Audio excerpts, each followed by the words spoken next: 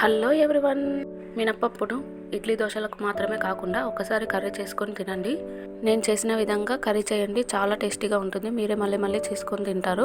ముందుగా మినపప్పును ఒక half an hour ముందు నానబెట్టి పక్కన పెట్టుకోవాలి.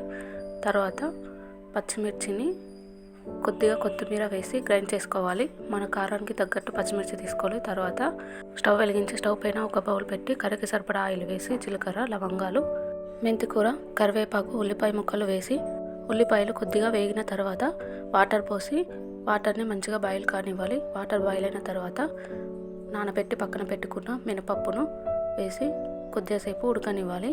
ఇలా కొద్దిగా ఉడికిన తర్వాతనే పసుపు, పచ్చిమిర్చి పేస్ట్ వేసి మంచిగా కలుపుకొని మరికొద్దిసేపు ఉడకనివ్వాలి.